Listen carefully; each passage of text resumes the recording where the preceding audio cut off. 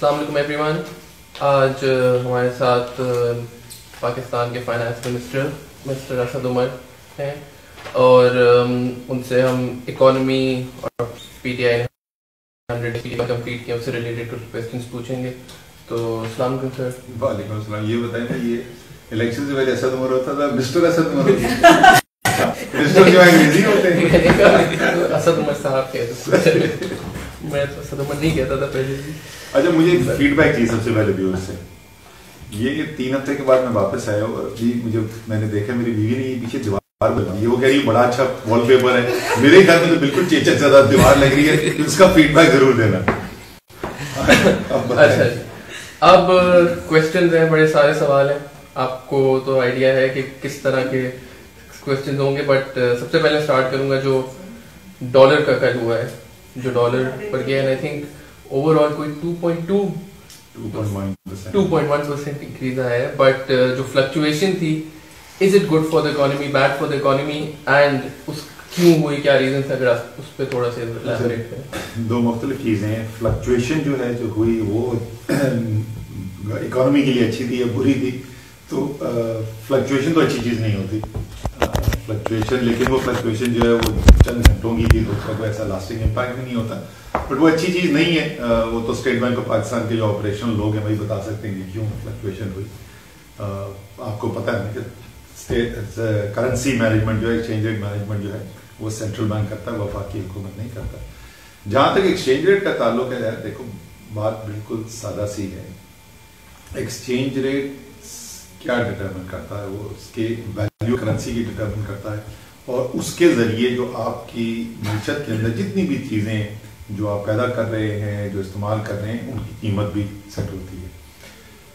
جب کرنسی کو آپ مصنوعی طریقے سے نیچے رکھتے ہیں, اوپر رکھتے ہیں, یعنی اس کی قدر جتنی ہونی چاہیے اس سے زیادہ رکھنے کی کوشش کرتے ہیں, تو ہوتا کیا ہے کہ باہر کی جو مصنوعات ہیں وہ آپ کے ملک کے اندر سستی ہو جاتی ہیں, اور ملک کے اندر جو کسان ہے وہ جو پیداوار کر رہا ہے زراعت میں, یا صنعت جو پیداوار کر رہی ہے وہ مہنگی ہو جاتی ہے, نسبتاً وہ مہنگی ہو جاتی ہے. اور اس کا منطقی نتیجہ یہ ہوتا ہے کہ تجارت کا خسارہ بڑھتا چلا جاتا ہے. تو ایک لحاظ سے آپ یہ سمجھ لیں کہ آپ جو ہے وہ غیر ملکی کسان کو, غیر ملکی صنعت کار کو, تاجر کو سبسڈی دیتے ہیں پاکستان کے ٹیکس پیئر کے خرچے پہ, اور آپ اپنے کسان کے اوپر اور اپنی صنعت کے اوپر ایک ٹیکس لگا دیتے ہیں. آرٹیفیشلی ایکسچینج ریٹ زیادہ رکھنے کی وجہ سے.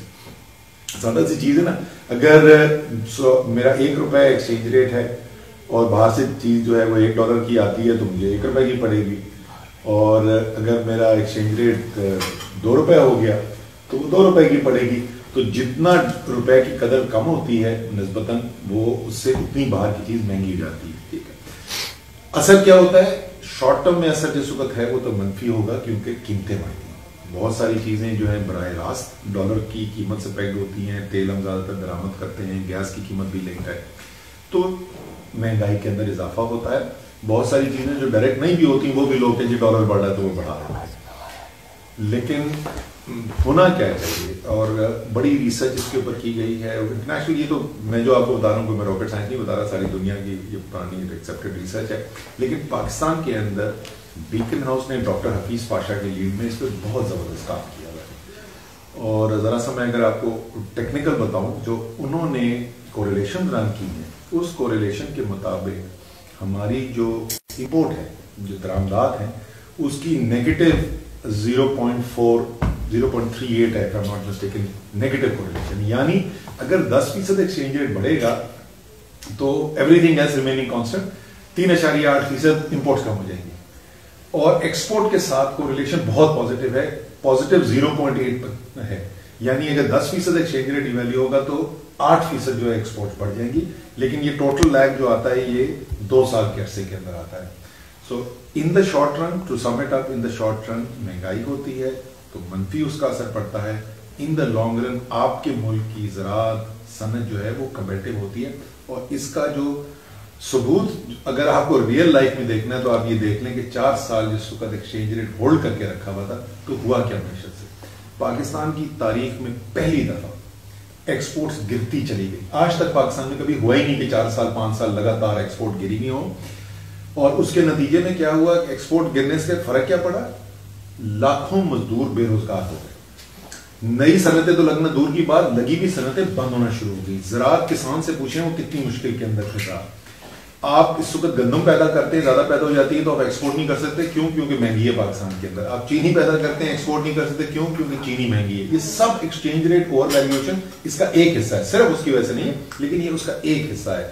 اور اس کا نتیجہ کیا نکلا کہ وہ جب 4 سال کی پالیسی بالکل انسسٹینیبل ہو گئی تو یہ مسلم لیگ نون کے ہوتے ہوئے پالیسی بدلی تھی. یہ سب امپورٹنٹ چیز ہے یہ سمجھنے کی. طریقے صاحب نے آگے نیا کام نہیں کیا. مسلم لیگ نون کی حکومت تھی, دسمبر 2017 میں انہوں نے روکی کیونکہ تیزی سے گر رہے تھے زرعی مبادلہ کے ذخائر, قرضے بڑھتے چلے جا رہے تھے, تو فائنلی روپے نے گرنا شروع کر دیا. دسمبر 2017 سے جولائی 2018 7 مہینے کے اندر 23% ڈالر کی قدر کے اندر کمی ہے. 23% 7 ماہ کے اندر. نہ کوئی ہیڈ لائن لگی, نہ کوئی شور ہوا, نہ سوشل میڈیا پہ طوفان اٹھا. ٹھیک ہے کہ گورنمنٹ نہیں تھی. اس سے 25 جولائی کو الیکشن ہوا ہے. 25 جولائی سے آج 4.5 مہینے کے اندر مزید آپ 128 سے آپ سمجھے وہ کہہ رہے ساؤنڈ نہیں آ رہا ہے. سب لوگ کہہ رہے ہیں چیک کر لیں اس پہ. ایک منٹ میں چیک کر رہی ہوں. صحیح تو آ رہی ہے, چلتا رہا.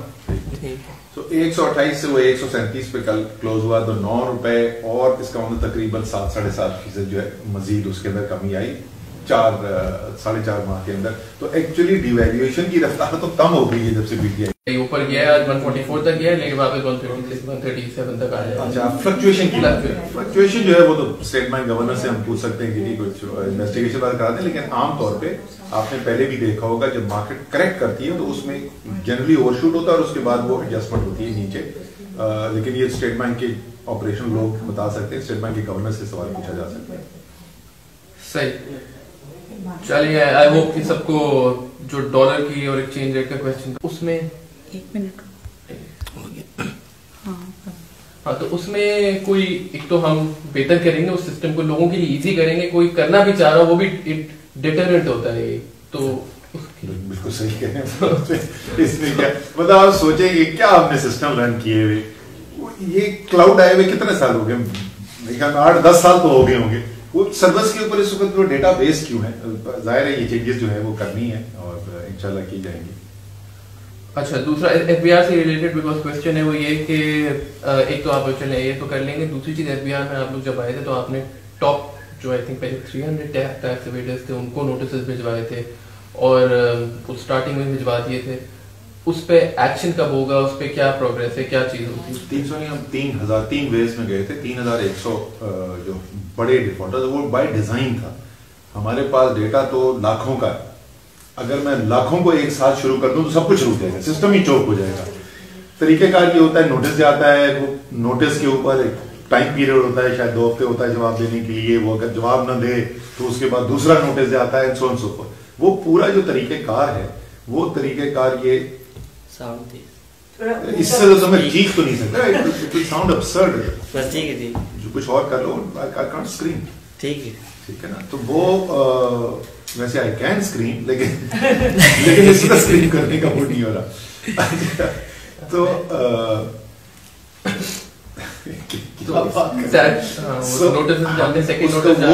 وہ پیریڈ جو ہے, یہ پورا پیریڈ وہ لمبا چوڑا ایک ڈیو پروسیس آف لا جو ہے, وہ ڈیو پروسیس آف لا کا پیریڈ جو ہے وہ نومبر کے آخر تک ختم ہو چکا ہے. ٹھیک ہے نا. اب میری منگل کو ایف بی آر کے اندر ریویو میٹنگ ہے اور وہاں پر آپ اپنے ایکشن کے ڈیسیشن لینے کے بھائی یہ جو سارا ڈیو پروسیس کمپلیٹ ہو چکا ہے, جن لوگوں نے ابھی تک سیٹسفیکٹری جواب نہیں دیا اب ان کے خلاف ہم کیا ایکشن کرنے جا رہے ہیں. اور ٹیوزڈے کو میٹنگ ہے. اس کے ساتھ ساتھ یہ 3100 جو تھے یہ وہ جن کو ہم نے ڈیٹا انالیٹکس رن کر کے ہم نے اپنے ایف بی آر کے ریکارڈ سے نکالا کہ ان کے بیہیویئر پیٹرنز کیا ہیں, ان کے لائف سٹائل کیا ہے, ان کے ایسٹ پرچیزز کیا ہے, یہ اس کے ذریعے ہوا. اس کے علاوہ ہمارا OECD کا مینڈیٹری ایکسچینج آف انفارمیشن کا وہ پروٹوکول سائن ہوا 27 ملکوں سے. اس دن پرائم منسٹر 26 کر رہے تھے, میری انفارمیشن 27 ہے. 27 ملکوں سے ہمارے پاس وہ ڈیٹا آیا, ہزاروں کی تعداد میں ہمارے پاس ڈیٹا آ گیا ہے اس وقت بینک اکاؤنٹس کا ان لوگوں کے جنہوں نے باہر بینک اکاؤنٹس رکھے میں ریزیڈنٹ پاکستانیز ہیں اور ڈکلیئر نہیں ہوئے.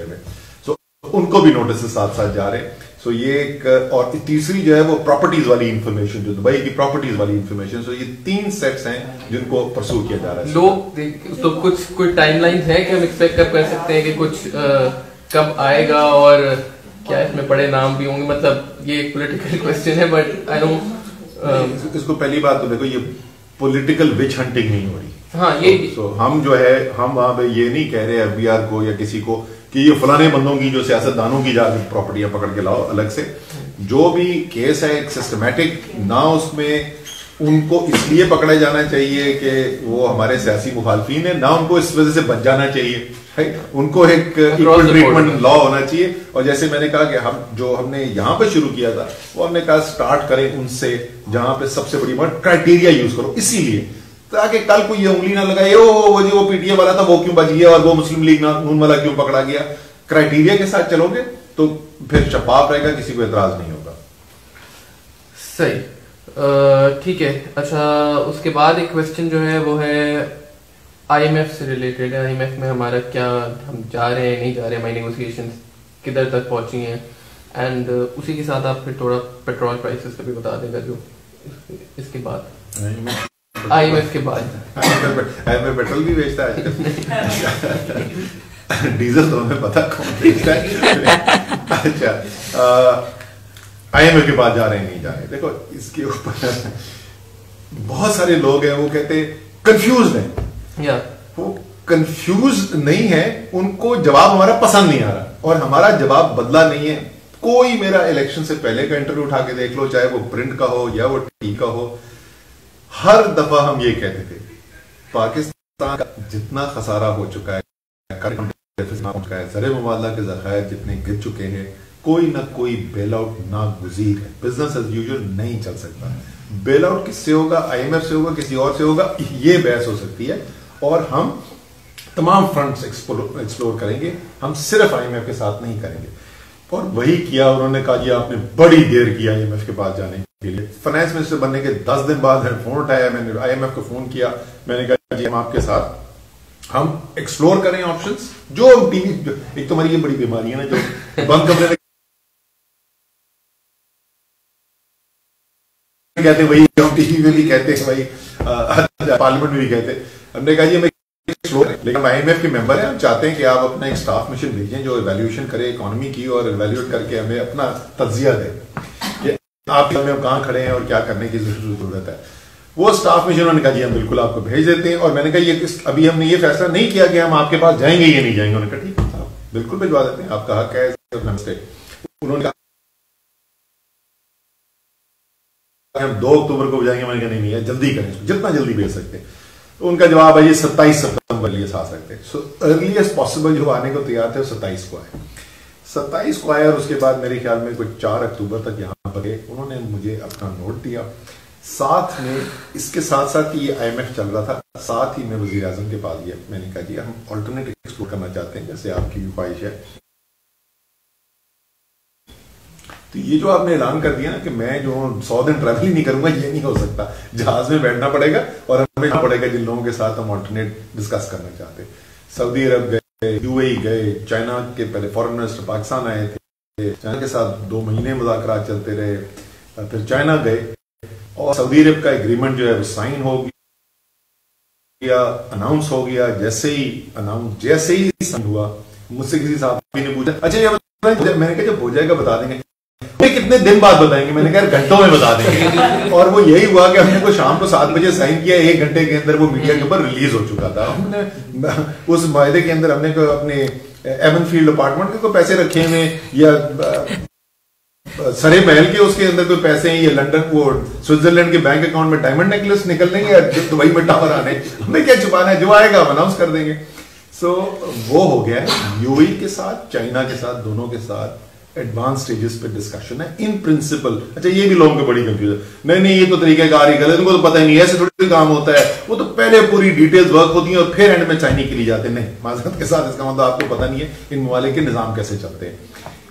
यहां पर डिसीजन मेकिंग होती है टॉप डाउन. ये जमहूरियतें नहीं है, ना चाइना, ना सऊदी अरब, ना UAE. एक टॉप आदमी है, वो सिग्नल जब देता है कि ये करना है तो फिर काम शुरू होता है. मैं बड़ी चीजों की बात कर रहा हूं, रूटीन चीजों की नहीं बात कर रहा.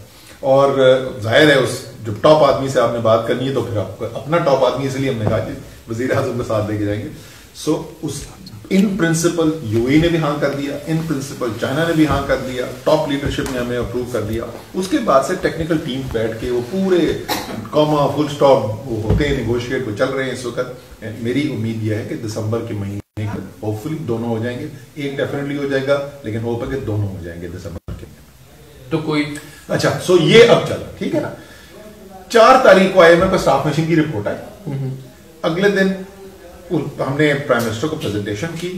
ہم فیصلہ یہ ہوگا کہ سارے جو لیڈ اکانومسٹ ہیں ان کو بلا لیا جائے, ان سے بھی مشورہ کیا جائے, سب سے مشورہ کیا جائے, اور مشورہ کرنے کے بعد یہ فیصلہ کیا گیا کہ جی ٹھیک ہے ہم IMF کو لکھتے ہیں کہ آپ آئیں اور ہم ایک پروگرام آپ کے ساتھ نیگوشیٹ کرنا چاہتے ہیں.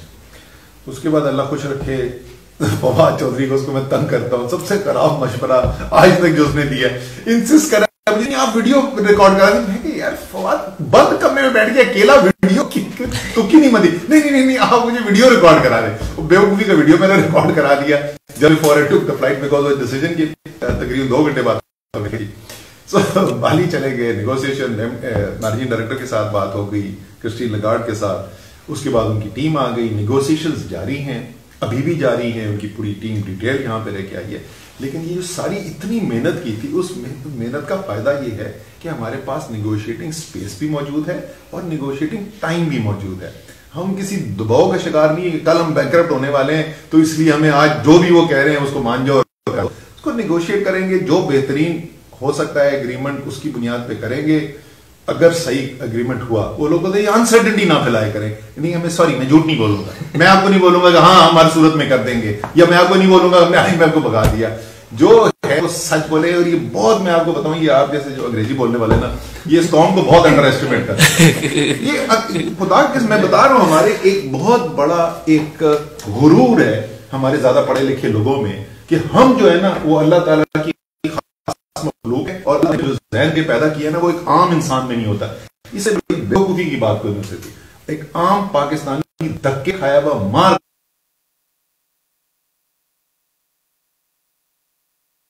کھایا ہوا زندگی کا, اس کی جو فہم ہے نا وہ آپ کے اور میرے سے زیادہ ہے. وہ بات سادہ بات سمجھتا ہے, اور یہ بھی میں بتاتا ہوں اس کو یہ بھی نظر آتا ہے سچ کون بول رہا ہے کون نہیں بولا. سچ بولو, ان کے ساتھ ان کو بتاؤ کیا کر رہے ہو. یہ شاید انگریزی بولنے والوں کو انسرٹنٹی زیادہ ہو جاتی ہے, لیکن جو پاکستانی ہے, عام پاکستانی جو اصل پاکستان کی جان ہے, وہ اس کو کوئی انسرٹنٹی نہیں. اس کو پتا ہے کہ میرا کپتان کھڑا لڑ رہا ہے میرے لیے, جو بہترین ہوگا وہ فیصلہ کرے گا. آپ نے عام عوام کی بات کی تو تھوڑا سا آپ پیٹرول کا بھی بتا دیں, کیونکہ میں ایک جنرل ایک پرسیپشن یہ جا رہا ہے, تاثر یہ ہے کہ مہنگائی بڑھ رہی ہے اور لوگوں کے حالات خراب ہیں, اور اس تو کیا کوئی شک نہیں. جس وقت آپ ملک کی معیشت کو اس تباہی 4 سال سے ایسا چیختا تھا, کیا چیختا تھا, یہی تو بتا رہے تھے ادھر لے کے جا رہے, یہاں پہ لے کے جا رہے. جب روپے کی قدر میں کمی آئے گی, جب بجلی کے نظام میں ایک سال میں 450 ارب روپے کا خسارہ ہوگا جو بجٹ سے باہر ہے, جو بجٹ والا میں شامل دوں تو 570 ارب روپے کا ایک سال میں خسارہ, 150 ارب روپے کا گیس کے نظام میں خسارہ, اس کے اوپر 2300 ارب بجٹ کے جو یہ تو آف بجٹ آئٹمز ہے, آن بجٹ آئٹم 3000 ارب روپے کا آپ خسارہ رن کریں گے, 1200 ارب روپے کے نوٹ چھاپیں گے. مہنگائی نہیں آئے گی تو اور کیا آئے گا. تو وہ جو مکافات عمل ہیں وہ ہم دیکھ رہے ہیں, وہ ان کی جو کرتوت تھی ان کے, لیکن اس میں یہ تو سب ٹھیک کرنا ہے. یہ نہیں ہو سکتا کہ اب خسارہ چلتا رہے اور وہ کدھر سے آئے گا پیسہ. کوئی وزیر اعظم وزیر خزانہ اپنے گھر سے لے کے آتے ہیں, عوام کی جیب سے نکلتا ہے, زر کی صورت میں ان سے لیا جاتا ہے یا ٹیکسوں کی صورت میں لیا جاتا ہے. تو روکنا ہے, اس کو روکنے کے لیے آپ اس پہ آپ یہ چوائس نہیں ہے کہ آپ نے یہ کرنا ہے کہ نہیں, چوائس ہے بوجھ کس پہ ڈالنا ہے. سپلیمنٹری فائنانس بجٹ ہم نے پیش کیا, 2 لاکھ روپے مہینے سے کم والے کسی شخص کے اوپر ہم نے 1 روپے بھی ٹیکس میں فرق نہیں ڈالا. کل 72,000 لوگ جو ہمارے 2 لاکھ روپے مہینے سے اوپر دینے والے تھے, ان کے ٹیکس کے اندر اضافہ کیا گیا. جتنی امپورٹ ڈیوٹی جن آئٹمس کے اوپر لگائی وہ تمام وہ چیزیں تھیں جو امیر آدمی کے استعمال کی تھیں, ایک عام آدمی کے استعمال کی کسی چیز پہ 1 پیسہ ٹیکس نہیں لگایا گیا. گیس کی تبدیلی کی, گیس کا میں بار بار لوگوں کو بتاتا ہوں, شاید یہ اگین آپ صاحب سربت لوگوں کو شاید یہ پتہ بھی نہ ہو, پاکستان میں گیس جو ہے کروڑوں لوگ ہیں جن کے پاس گیس کی میٹر ہی نہیں ہے, وہ ان کو ان کی گھر نہیں آتی گیس, وہ سلنڈر خرید کے لاتے ہیں یا لکڑیاں کاٹتے ہیں. ایل پی جی کی قیمت کے اندر جو ٹیکس لگا ہوا تھا 1/3 کمی کی 30% سے 10% پہ لے کے آ گیا. وہ اس دن بھی میں بتا رہا تھا اپنی اسپیچ, ایسوسیشن کا آدمی وہاں پہ 300 سے 400 روپے سلنڈر کی قیمت کمی ہو گئی. جو نیٹ ورک پہ جو تھے, جو چھوٹے سارے تھے, ان کی صرف 10% قیمت بڑھائی گئی. آپ جیسے جو P T I social media team کے لیڈران جیسے جو لوگ ہیں ان کی 110% کی قیمت بڑھائی. اسی طریقے سے بجلی کی قیمت بڑھائی 70% سارے کی, 7 دفعہ چینج کیا. اور وہ سکت بھی یہ بولتے وہ کنفیوزڈ ہیں, فیصلہ نہیں کر سک رہے. بھائی محنت کرتے ہیں, ہمیں تکلیف ہوتی ہے جب غریب آدمی کے اوپر بوجھ پڑتا ہے, اس کے لیے ہم محنت بھی کرنے کے تیار ہیں اور آپ جیسے افلاطونوں کی باتیں بھی سننے کو تیار ہیں. 7 دفعہ میٹنگ کی اور آخر میں ایک نکالا ہم نے حل اس کا, جس میں 70% پاکستانیوں کی صارف کے اوپر 1 روپے بھی نہیں بڑھا. 95% چھوٹے کاروباری پہ 1 روپے بھی نہیں بڑھا. اچھا ایک انہوں نے گڑبڑ کر دی تھی بیچ میں, وہ تندوروں کی بڑھا دی. ہمیں بولا کہ ہم صرف بڑے بڑے تندور کی بڑھا رہے ہیں. مجھے شور سننے کو ملا کہ یہ تندوروں کی بڑھ گئی ہے. میں نے ان کو بولا یار یہ بتاؤ کہ یہ جو تم کہہ رہے تھے بڑے تندور ہیں, یہ بڑے تندور ٹوٹل کتنے ہیں؟ وہ ڈیٹا نکلوایا تھا, پتہ چلا یہ ایک ہی شام میں ہو رہا ہے. شام کے وقت مجھے علی اوان کا فون آیا, وہ میں پنڈی گیا تو وہ بڑے بھائی ادھر طوفان ہے, لوگ شور بچا گئے ہیں. کیا ہو گیا علی؟ اس نے کہا جی تندور کی بات. میں نکلواؤ, پتہ چلا 87% جو تندور ہیں ان کے اوپر بڑھا دی تھی. شام کا وقت ہے, یہ شام کو ہو رہی ہے, سارا میں ڈیٹا نکلوا رہا ہوں. اگلے دن صبح کی ECC میں ہم نے وہ پرائز ڈراپ کی. ایک جہاں پہ غلطی ہوئی تھی اس کو اگلے دن صبح ہم نے ٹھیک کیا, ہونا ہی نہیں چاہیے تھا. اس لیے جو ہم کریں پیٹرول پہ بات ہے. پیٹرول میں ہم نے کیا کیا؟ پیٹرول مئی کا مہینہ مسلم لیگ نون کی تجربہ کار ٹیم, معاشی ماہرین کی ٹیم جو ہے, اس نے 27.5% ڈیزل کے اوپر GST لگایا ہوا تھا اور 15% پیٹرول کے اوپر GST تھا. ہم آئے اگست کے اینڈ میں, ہر مہینے کی آخری تاریخ کو یہ فیصلہ ہوتا ہے اگلے مہینے کے لیے. ہم آئے, میں سوری میں ذرا لمبے جواب دے رہا ہوں, لیکن یہ اٹس امپورٹنٹ کہ تفصیل میں سمجھے. جیسے میں نے کہا نا, میرے خیال میں سمجھنے والے لوگ ہیں, ان کے ساتھ سچ بولیں اور ان کو سمجھائیں تو پوری بات سمجھ میں آتی ہے. 27.5% ڈیزل پہ, 15% پیٹرول پہ. اگست کا پہلا ہمارا فیصلہ آ گیا, بین الاقوامی قیمتوں میں تھوڑی کمی آئی تھی, 6.5 روپے ڈیزل سستا ہم نے کر دیا, پیٹرول 2.5 روپے سستا کر دیا. ستمبر کے 30 تاریخ کو جب بیٹھے تو ابھی منڈی میں قیمتیں بڑھ گئی تھیں اور روپے کی قدر میں بھی کمی ہوئی تھی. انہوں نے کہا اوگرا سے جو ایڈوائز آئی کیلکولیٹ ہوتی ہے تو اس کے مطابق ہمیں قیمتیں بڑھانی تھیں.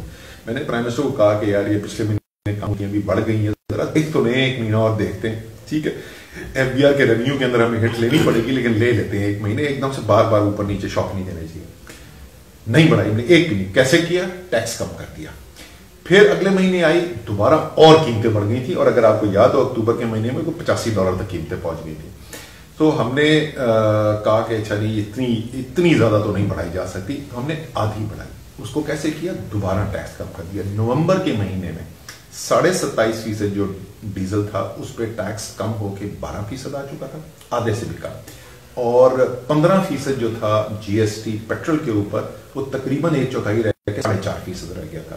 اسی طریقے سے پیٹرولیم ڈیولپمنٹ لیوی ہوتی ہے, وہ 10 روپے پیٹرول پہ سے کم کر کے 6 روپے 15 پیسے کر دی, اور ڈیزل پہ جو 8 روپے تھی اس کو کم کر کے 6 روپے 51 پیسے کر دی. تو ہم نے ٹیکس گراتے چلے گئے کیونکہ قیمت اوپر جا رہی تھی اور ہم چاہتے تھے کہ عوام کو بوجھ سے بچائیں. اس مہینے کم کی ہیں, کوئی شور تھا کہ شاید قیمتیں بڑھائی, کم کی ہیں قیمتیں, لیکن تھوڑا تھوڑا ہم نے ٹیکس ریٹ پہ اضافہ کیا ہے. لیکن ابھی بھی پیٹرول پہ ٹیکس 8% ہے اور مئی میں 15% تھا, ڈیزل پہ 13% ہے اور مئی میں 27.5% تھا. پورا اتنا کمی کیوں تو کمی آئی؟ وہ اگر آپ دیکھیں ڈیٹا تو نومبر کے دوسرے ہفتے سے ایک دم سے پرائس سلائڈ ہونی شروع ہوئی تھی, وہ بڑی تیزی سے سلائڈ ہوئی ہے. پیٹرول کی قیمت کا نظام پاکستان میں یہ ہے کہ جو پیٹرول ہم باہر سے منگواتے ہیں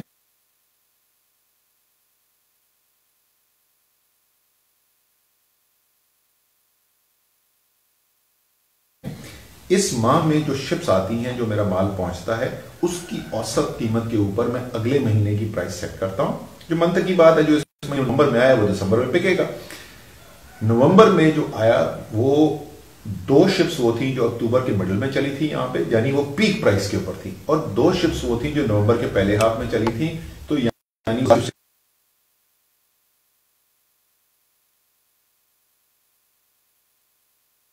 کم پرائس تھی.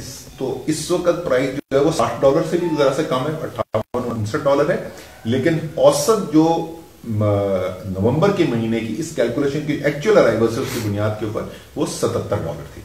سو وہ بھی پوری کمی نہیں ہے, ادھر ہی رہے, اللہ تعالیٰ ادھر ہی رکھے, بلکہ اور اس کو نیچے لے کر جائے تیل کی قیمت کو, تو وہ زیادہ امپیکٹ دسمبر میں اور انشاءاللہ مزید کمی ہوگی. صحیح. اچھا ایک اور کویسچن جو ہے وہ ایکسپورٹ ریلیٹڈ ہے. اس میں سو فار ہم نے کیا ایکسپورٹرز کے لیے کیا چیز کی ہے, مینوفیکچرنگ جو ہماری انڈسٹری ہے, جو مین اصل چیز یہ ہے کہ ہم یہاں پہ پھنسے دیکھے ہوئے ہیں. ہم بار بار پچھلے 30 سال میں 12 دفعہ IMF پروگرام میں کیوں چلے گئے ہیں.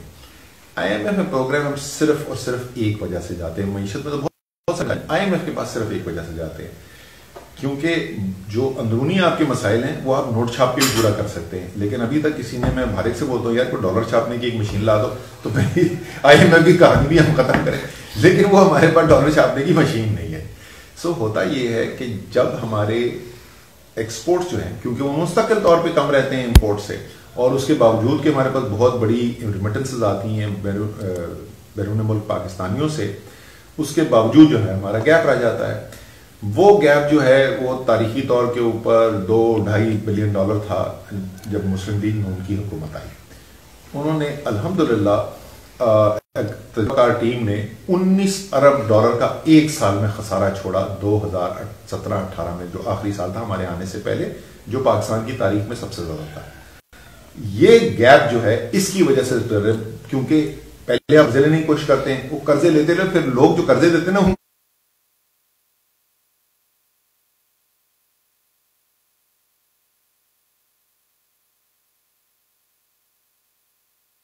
بھی نظر آتا ہے کہ بھائی یہ تو قرضے واپس دینے کی صورت حال نہیں ہے. پھر آپ جاتے ہیں IMF کے پاس, بولتے ہیں جب خدا کا واسطہ کچھ مدد کریں. مستقل حل جبھی ہے جب آپ ایکسپورٹس کو بڑھائیں, آپ ان کو. ہم نے کیا کیا جو کے اندر کر دیا, ہم نے اس تمام مشکل کے باوجود, اس کے باوجود کہ $150 ارب کا خسارہ تھا گیس کے نظام کے اندر, ہم نے ایکسپورٹ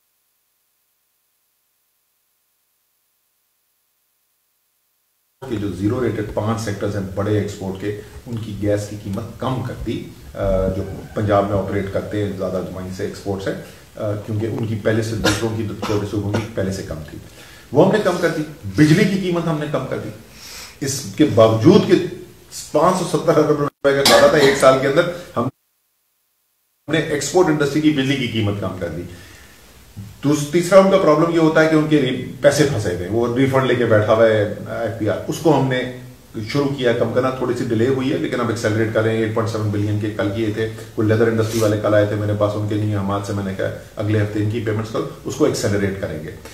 یہ تو فوری طور پہ ہے. اس کے علاوہ پورا ڈیٹیل اسٹرکچرل پروگرام, کس طریقے سے ہم نے ٹیکسیشن سسٹم چینج کرنا ہے تاکہ ایکسپورٹ بائس کریٹ کیا جائے, کس طریقے سے ہم نے اپنے جو ٹریڈ جو فریم ورک ہے اس کو بدلنا ہے ایکسپورٹ کو پروموٹ کرنے کے لیے. IT فینومینل ایک اپرچونٹی ہے, اسی لیے اسد عمر جو ہے وہ پاگلوں کی طرح IT منسٹری کے اندر جا کے ان کو تنگ کرتا گیا, جا کے پے پیل کے ساتھ میٹنگ کر کے, اور مجھے آن لائن پورٹل کی پیمنٹس کروانی ہے. جو ہمارے فری لانسر صورت ہیں وہ ابھی ایک نئی تھوڑی کھڑی ہوگی ہے, سنا ہے کہ 3 بینک ہیں یہ جو ایگریگیٹ کر کے وہاں سے پیمنٹس ادھر بھیجتے ہیں, ان کی پیمنٹس بلاک کر رہے ہیں, وہ بھی اسٹیٹ بینک سے بھی ٹیک اپ کرنا ہے.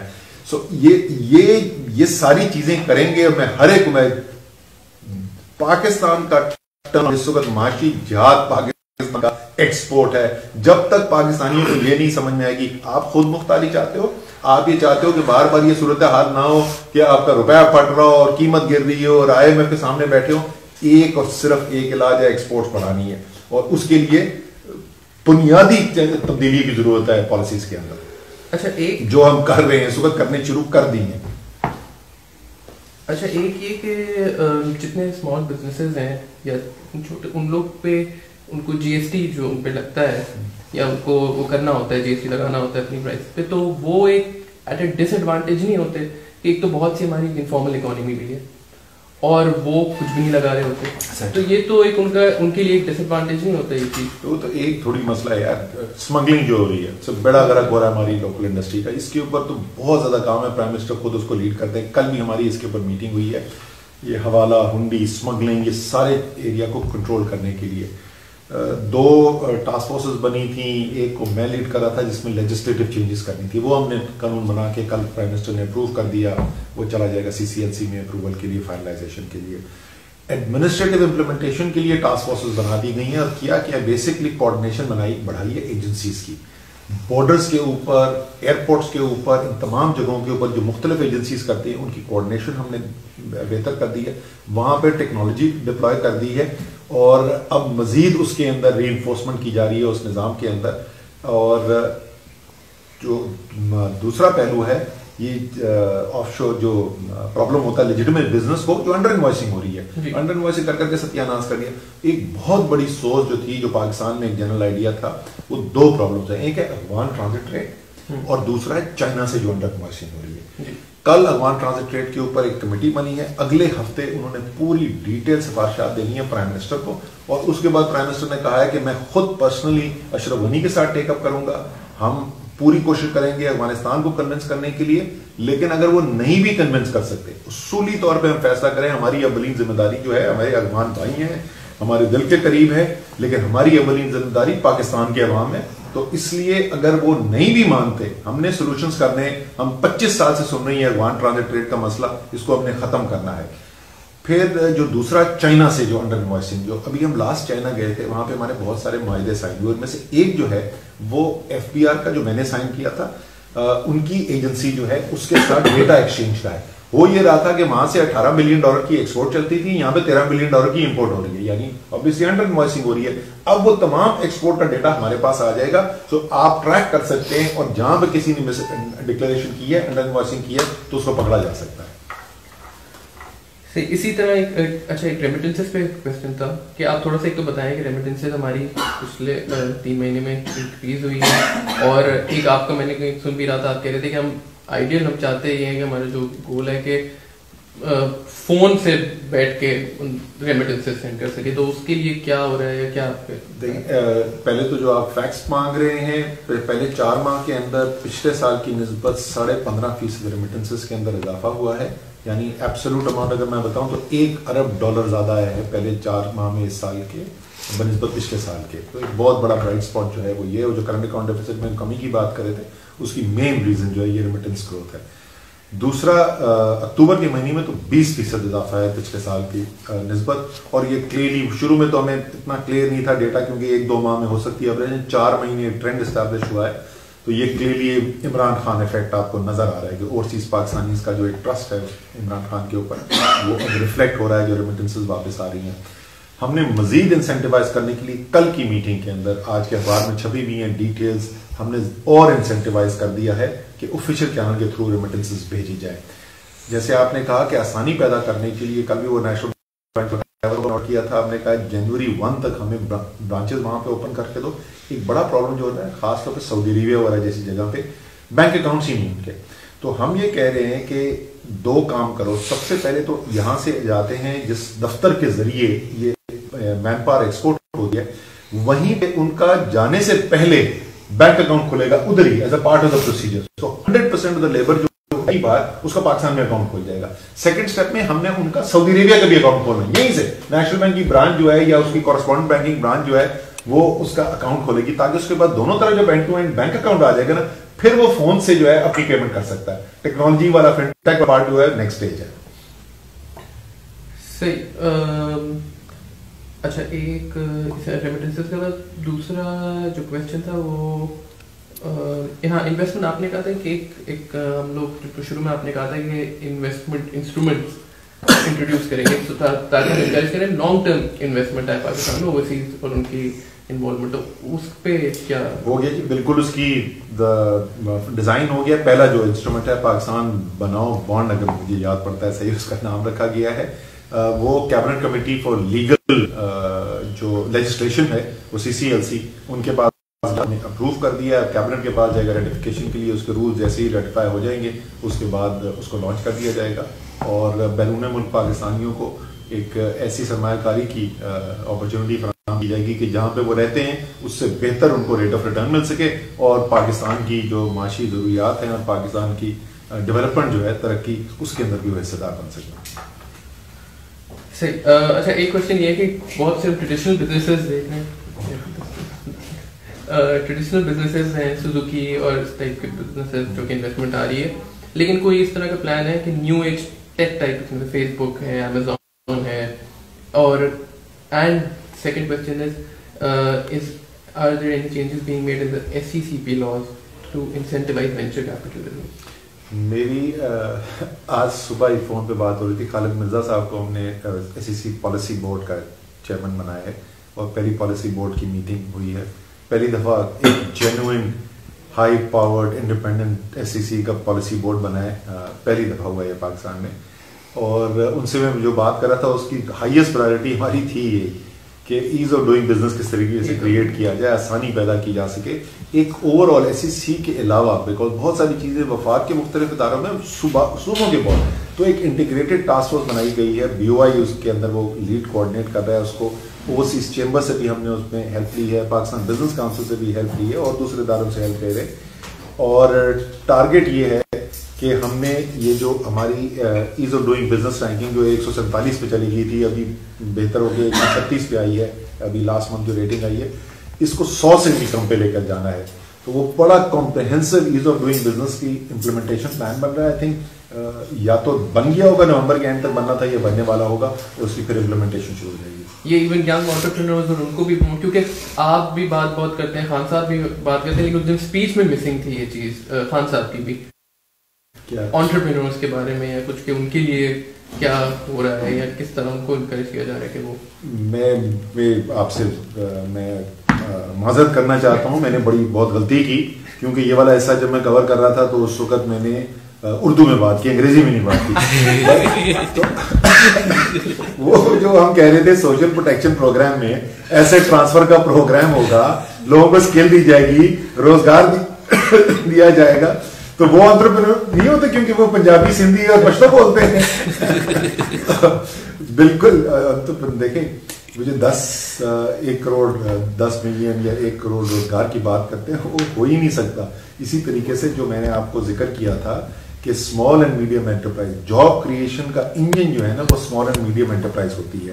اس میں تقریب میں نے آپ کو اتنا تفصیل سے بتایا کہ اس وقت 425 ارب روپے کا کریڈٹ اویلیبل ہے اسمال اینڈ میڈیم انٹرپرائزز کو, اور ٹوٹل جو اسمال اینڈ میڈیم انٹرپرائزز ہیں جن کو یہ کریڈٹ اویلیبل ہے وہ 1,73,000 ہیں. اس کو ہم نے جو نیشنل فائنینشیل انکلوژن اسٹریٹجی ہم نے فائنلائز کی, اور اس میں اسپیسیفک اسٹیپس ہیں کہ یہ کیسے کریں گے. 4,425 ارب روپے کے جو کریڈٹ ان کو اویلیبل ہے اس کو بڑھا کے 1.9 ٹریلین یعنی 1,900 ارب روپے پہ ہم نے لے کر جانا ہے.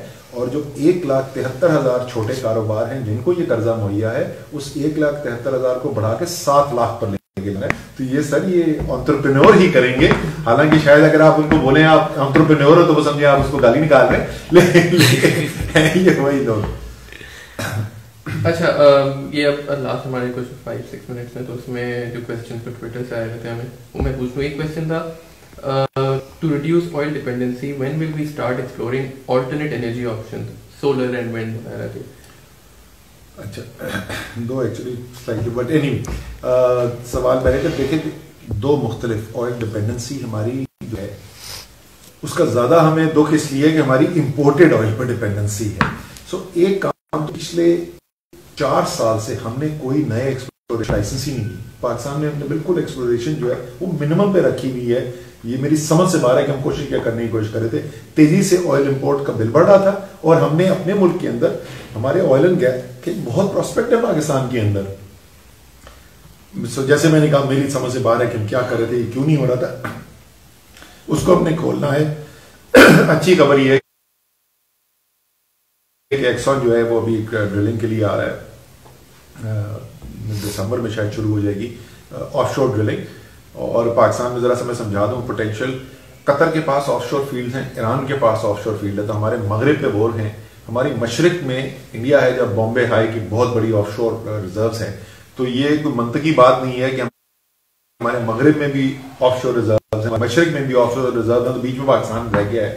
تو ہم نے یہاں پر کام بہت کم کیا ہوا ہے, 1 یا 2 دفعہ صرف پہلے اٹیمپٹ ہوا ہے. ایکسون موبل آبویسلی دنیا کی سب سے پرانی سب سے بڑی آئل کمپنی رہی ہے, ٹیکنالوجی لیڈ ہے, سو ان کا آنا ایک بہت خوش آئند بات ہے. تو ایک تو وہ امید ہے. دوسرا جو ہے آلٹرنیٹ انرجی. آلٹرنیٹ انرجی ہم نے آپ اٹھا کے دیکھیں ہوا کیا ہے. بالکل ہم نے آلٹرنیٹ انرجی کے پروجیکٹس روک دیے. ادھر کے پی کے ہائیڈل کے پروجیکٹ رکے ہوئے, ادھر سندھ کے ونڈ کے پروجیکٹ رکے ہوئے, سولر کے اوپر لوگوں کی پروجیکٹ جو ہے وہ سارے روک دیے. پھر بیچ میں ایک فیصلہ کیا جنوری 2017 میں اڑا دی رکھ دیے. نتیجہ کیا ہوا, امپورٹڈ انرجی کے اوپر آپ پروجیکٹ دھڑ دھڑ لگائے چلے گئے, اور آپ نے رینیوبل جس میں اتنی تیزی سے ترقی ہو رہی ہے. تو last cabinet committee on energy کی جو میٹنگ ہوئی ہے اس کے اندر ہم نے کہا ہے کہ ایک ہمیں گیم پلان لے کے آنا ہے. انہوں نے واپس اگریسو رینیوبل انرجی, سولر تو آپ سوچ نہیں سکتے کہ اس کو سولر کے اندر ہو کیا رہا ہے, کتنی زبردست اپرچونٹی پیدا ہو رہی ہے اس کے اندر. اور اس کو آگے دیکھتے ہوئے کہ صرف پیدا نہیں کرنی, جو پرانی گرڈ لگے, ٹرانسمیشن سسٹم ہمارے لگے ہوئے, وہ ٹرانسمیشن سسٹم ایک ہائی لیول, ایک ہائی پرسنٹیج آف رینیوبلس کو نہیں لے سکتے, بیکاز رینیوبل تھوڑا سا ٹیکنیکل ہے. بیس لوڈ آپریشن نہیں ہوتا, اس میں فلکچویشن ہوتی ہے, دن میں آئے گی سولر, رات میں نہیں آئے گی. ونڈ جو ہے وہ ڈپینڈنٹ ہے کہ ہوا کتنی چل رہی ہے. سو ویریبلٹی. تو جو ماڈرن ٹرانسمیشن گریڈز ہیں وہ ماڈرن ٹرانسمیشن گریڈز کے پاس یہ کیپیسٹی ہوتی ہے کہ ایک ہائی لیول آف رینیوبل بھی وہ ہینڈل کر سکتے ہیں. سو پورا ٹرانسمیشن کا ہم نے ان کو کہا ہے کہ اپنا ریویمپ پروگرام بنائے, اور فیوچر میں جتنی بھی نئی ٹرانسمیشن گریڈز لگیں گی وہ سب ایسی ہونی چاہیے جن میں رینیوبلس کو دینے کی کیپیسٹی ہونی چاہیے. سو میرے اندازے کے مطابق یہ, اور اس پہ وہ ڈیٹیل ورک کریں, ایگزیکٹ نمبرز بھی آ جائیں گے, بٹ آپ کو بہت نظر آنے والی ہے رینیوبل کے اندر, پرٹیکولرلی سولر کے اندر. ایک اور ایک کوشچن ہے کہ how to bringing online businesses into the tax net. جیسے کیش اینڈ ڈیلیوری اکانومی ہے, تو will there be any steps to ask the companies who are operating C O D to put a condition کہ وہ all companies sending parcels ان کا N T N ہو یا کچھ ہو, تاکہ وہ سارے جو آن لائن بزنسز آپریٹ کر رہے ہیں ان کو ٹیکس نیٹ میں لائے جائے. اچھا, اس کے اندر جو ہے ذرا سا I want to be careful, because میرے لیے وہ جاب کریشن اور وہ بزنس ڈیولپمنٹ جو ہے نا وہ اولین رسپانسبلٹی ہے. اس سے ٹیکس, ڈائریکٹ ٹیکس کلیکشن جو ہے نا, ہم یہ نہیں کرنا چاہتے کہ وہ اس کو ٹیکس کی ایسی اس کے اوپر ہم ڈالیں وہ کم وقت بزنس ہی پہ بیٹھ جائے. لیکن اگر ایک یہ ہو کہ وہ سنو نا, so the real way to do this, real way, اس کو طریقہ کار کیا ہے. آپ کی اس وقت بھی جو اکانومی ہے, جو آن لائن بھی بزنسز ہو رہے ہیں, آن لائن ٹرانزیکشنز ہو رہی ہیں, یہ جو ہم کہہ رہے ہیں موبائل والیٹس بنتے جا رہے ہیں, اس میں لاسٹ پوائنٹ جو ہے نا وہ مسنگ ہے. اینڈ میں جا کے وہ کیش ہی میں ٹرانسفر ہوتا ہے. سو ہوتا کیا ہے کہ کیش مجھے مل گیا, لیکن وہ کیش مل کے میں جاتا ہوں دکان میں ایزی پیسہ کے یا کسی کے آؤٹ لیٹ پہ موبی کیش کے, اور وہاں سے جا کے میں کیش لیتا ہوں, پھر میں اپنی پیمنٹ کرتا ہوں کیش کے اندر.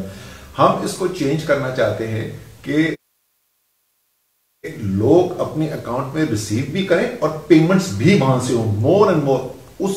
جب وہ ایکو سسٹم کریٹ ہوگا تو خود بخود آپ دیکھیں گے کنورٹ کرنا. دو بڑی چیزیں جو ہمارے ہاتھ میں, حکومت کے ہاتھ میں, اس پورے سسٹم کو موو کرنے کے لیے, ایک آن لائن فنٹیک اکانومی کرنے کے لیے دو سب سے بڑی چیزیں. ایک جو ہم نے پرائم منسٹر سے اپروول لے لیا ہے, فیصلہ ہو گیا ہے, جون 30, 2019 تک ساری گورنمنٹ پیمنٹ جو ہیں وہ آن لائن ہوں گی. اوکے, یہ بہت بڑا فیصلہ ہے. یہ جتنے بھی آئی ٹی انڈسٹری والے وہاں بیٹھے ہوئے ہو, دس از the time to gear up. ایک فینومینل بزنس اپرچونٹی کریٹ ہونے والی ہے.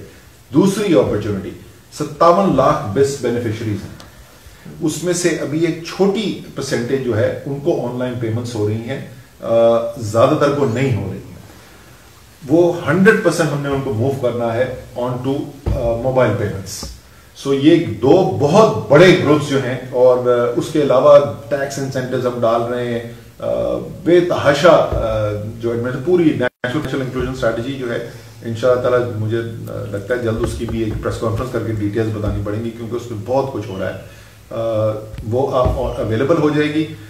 اور فیوچر یہی ہے, میں بار بار وزیر اعظم کو بولتا ہوں, اس ملک کے اندر اگر معاشی انقلاب آئے گا نا, وہ یہ انڈسٹری لے کر آئے گی, بیکاز اٹ از ٹرانسفارمیٹیو. وہ صرف خود نہیں چینج ہوگی, وہ پھر ساری انڈسٹریز کو چینج کرے گی. لاسٹ 2 کوسچنز ہیں. ایک کوئی ٹائم لائن کہ اکانومی کب اپ ٹرینڈ ہم دیکھیں گے, اسٹیبلائزیشن آئے گی, کب نظر آئے گا کہ پی ٹی آئی کی گورنمنٹ کے افیکٹس آ رہے ہیں؟ میں پی ٹی آئی گورنمنٹ کے افیکٹس نہیں ہیں, پی ٹی آئی گورنمنٹ کے افیکٹس تو آپ کو ابھی بھی نظر آ رہے ہیں. اکنامک پالیسی کے فنڈامنٹل ذرا سا, اچھا پہلے تو اوور آل میں تھوڑی اب یہ انگریزی بولنے والے بہت سارے بیٹھے ہوئے, تو الاؤ می, سوری میں ذرا انگریزی تھوڑی. اس وقت ہمارا بیسک معیشت کا ماڈل کیا ہے, اور کیوں ہم بار بار ہم وہاں پہ جا کے آئی ایم ایف کے پاس گرتے ہیں, اور ہماری ایکسٹرنل وہ ہوتی ہے اور ڈی ویلیویشن ہو رہی ہوتی ہیں. ہمارا ماڈل ہے اس وقت کنزمپشن لیڈ, ٹھیک ہے جی, consumption led imported capital financed, یعنی معیشت کے اندر سب کو اسراف پہ لگا دیا, سیونگز ہو نہیں رہی, سرمایہ کاری ہو نہیں رہی جتنی ہونی چاہیے. جو پاکستان میں اور پاکستان سے ملتے جلتے ممالک ہیں, جو پہلے دوسروں کو, انڈیا چائنا تو بہت آگے, بنگلہ دیش, جو ان کے سیونگز اور انویسٹمنٹ ریٹس ہے نا, پاکستان اس سے آدھے پر ہے, آدھے پر. اتنا بڑا فرق کریٹ ہوا ہے. سو کیسے فائنینس کریں گروتھ؟ آپ امپورٹ کرتے ہیں سرمایہ باہر سے. گروتھ فائنینس کرنے کے لیے آپ باہر سے کیپٹل لے کے آتے ہیں.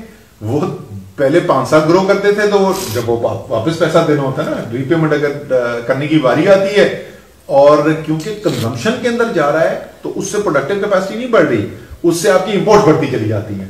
سو ہوتا کیا ہے؟ کولیپس. یہ سائیکل بار بار. اب ہم نے اس سے نکلنے کے لیے investment led, export oriented, productivity driven growth پر جانا ہے. دنیا میں کسی نے آج تک ماڈل نہیں نکالا کہ پروڈکٹیوٹی گروتھ ہوئے بغیر سسٹینیبل نان انفلیشنری گروتھ کر سکے. میں سوری تھوڑا سا ٹیکنیکل ہو گیا ہوں, لیکن یہ ضروری ہے سمجھنے کے لیے. بالکل بنیادی سوچ میں فرق ہے, اور اس میں ساری جو پالیسیز ہے نا, جس طریقے سے آپ ایکسچینج ریٹ مینج کرتے ہیں وہ بھی مختلف ہوگا, جس طریقے سے آپ policy rate, interest rate manage کرتے ہیں وہ بھی مختلف ہوگا, حکومت کے پی ایس ڈی پی کے اندر ترجیحات کون سے سیکٹرز کی ہوں گی وہ بھی مختلف ہوگا. یہ بالکل بنیادی سوچ کی تبدیلی ہے. سو یہ جو اکنامک پالیسی جس کی ہم امپیکٹ کی بات کر رہے ہیں, میں پہلے اسٹاک ایکسچینج گیا تھا, وہاں پہ بھی بولا تھا, میرے خیال میں آپ کو پہلے 2 سال جو ہے یہ نہ صرف اسٹیبلائزیشن تو پہلے 6 مہینے کی بات ہے کہ آپ نے سارے اسٹیپس اس کے اندر لے لینے, تقریباً کمپلیٹ ہو چکے ہیں, 1-2 ہی بچے ہوں گے, باقی تو اسٹیبلائزیشن کی جتنے مشکل پینفل فیصلے تھے وہ زیادہ آپ کر چکے ہیں. اس کے بعد آپ کا سنبھالا آ گیا امیڈیٹ, اب آپ کی ریسٹرکچرنگ امپلیمنٹیشن ہونی شروع ہو گئی. سو پہلے 2 سال اس میں گزرے, تیسرا سال آپ سمجھیں بریک ایون پوائنٹ, جہاں سے انفلیکشن پوائنٹ آئے, چوتھے اور 5ویں سال میں گروتھ آپ کو نظر آنی شروع ہوگی, لیکن وہ نہیں کہ الیکشن سائیکل والی. 5ویں سال میں گروتھ نظر آئی, اور سب کو پتا ہے کہ جب یہ الیکشن ختم ہوگا تو اگلے دن آئی ایم ایف کے پاس ہوں گے. پی ایم ایل کیو کی الیکشن حکومت ختم ہوئی, پیپلز پارٹی کی گورنمنٹ آئی, پہلے 6 مہینے میں I M F. Peoples Party کی گورنمنٹ ختم ہوئی, مسلم لیگ نون کی گورنمنٹ آئی, پہلے 6 مہینے میں I M F. Muslim League Noon کی گورنمنٹ ختم ہوئی, پی ٹی آئی, پہلے 6 مہینے میں آئی ایم ایف. یہ والی نہیں. پھر وہ انشاءاللہ گروتھ جو ہے وہ صرف چوتھے اور 5ویں سال نہیں, وہ 6, 7, 8, 10, 15ویں سال بھی انشاءاللہ چلے گی. لاسٹ کوسچن ہے, what change have you seen in Asad Umar before becoming the finance minister and after? اور ایک تو تیزی سے گنجا ہو رہا ہے اصل میں,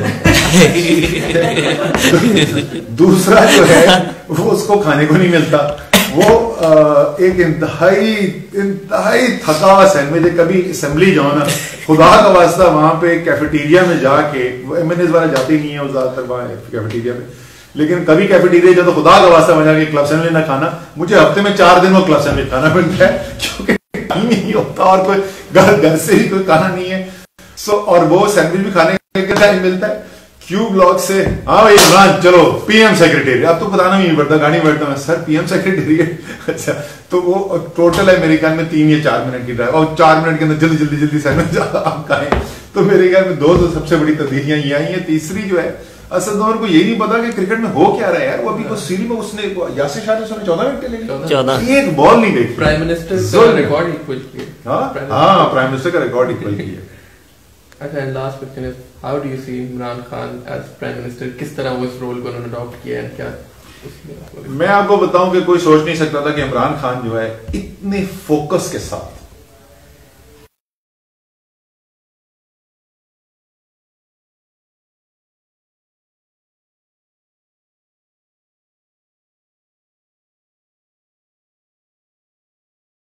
خانم کے لیے بورڈ بنایا. بورڈ کے چیئرمین خود ہیں, لیکن بورڈ کو پاور دی, سی او چلاتا ہے, مینجمنٹ چلاتا ہے. نمل میں وہی کیا. عمران نے کبھی یہ صبح سے لے کے 9 سے 7 بجے والے کام نہیں کیے ہوئے, اور بہت لوگوں کا شک, وہ کہتے ہیں یار یہ پاور پوائنٹ پریزنٹیشن کیسے سنے گا. اب وہ اللہ ان کی پیشنس کو داد دے.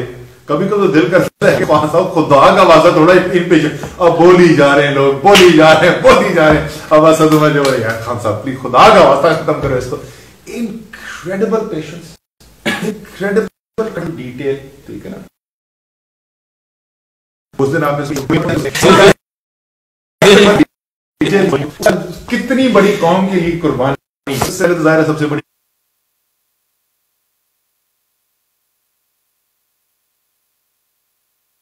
قربانی ان کی, اس کو تو نہیں میچ کر سکتے کہ بچوں سے دور رہنا پڑا. لیکن اس کے بعد جو سیکنڈ بگیسٹ قربانی آئی, اینی بڈی ہو نوز آئی کہ ایکسرسائز تو جینا مرنا ہے عمران خان کا ہے, وہ جینا ہوگا مرنا ہوگا, دھرنا نہیں ہوگا, جینا ہوگا مرنا یہ ہوگا. ایک دن ٹرائی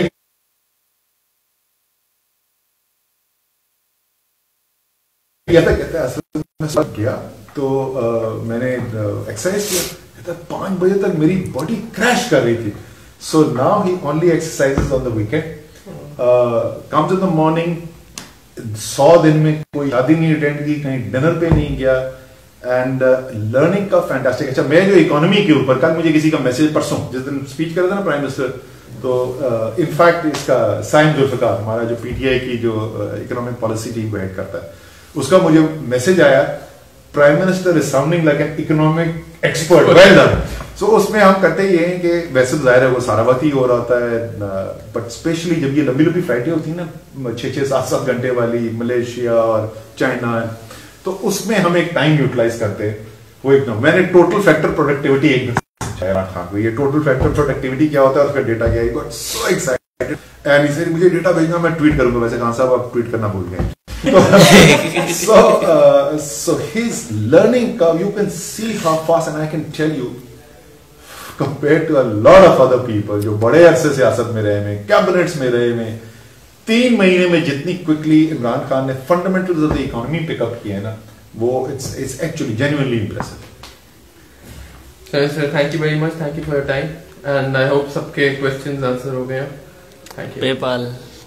PayPal کے حوالے سے PayPal تو بول دیا نا میں نے, کیا کریں پاکستان پہ کب PayPal کب آ رہا ہے, یہ کافی سارے کوشچن PayPal کی حوالے سے. میں نے سوال ایسا کیا ہے کہ پاکستان میں کب PayPal آ رہا ہے, تو ایسے لگ رہا ہے کہ PayPal کا حملہ پاکستان میں کب ہوگا. کافی سارے کوشچن آ رہے ہیں. کچھ انڈسٹریز, کچھ ایسی چیزیں جو میری انڈسٹری اس سے باہر ہے. ویسے تو ECC کا چیئرمین ہوتے ہوئے تمام جتنی بھی اکنامک انڈسٹریز ہیں ان کے ساتھ انٹرفیس ہوتا ہے, لیکن ایک IT منسٹری کے ساتھ خاص میرا ایک رشتہ ہے. اور وہ بیکاز میں جیسے پہلے بول رہا تھا, مجھے یقین ہے کہ پاکستان کے نوجوان جو ہیں انقلاب لے کے آئیں گے اسی انڈسٹری کے تھرو. سو ان کے ساتھ میں انوالو ہوا. یہ PayPal والے ایشوز ہے, آن لائن پیمنٹ. پہلے تو یہاں پہ وہ اچھی خبر یہ علی بابا یہاں پہ فائنینشیل کے تھرو آ گیا ہے. سو میں نے ان کے CEO کو بلایا,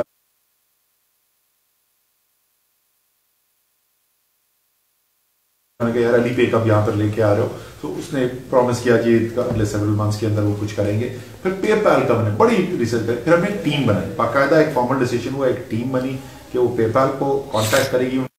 لیکن in the end PayPal is a commercial institution. کچھ چیزیں میں نہیں کہنا چاہتا کہ کچھ وجوہات ہیں وہاں پہ,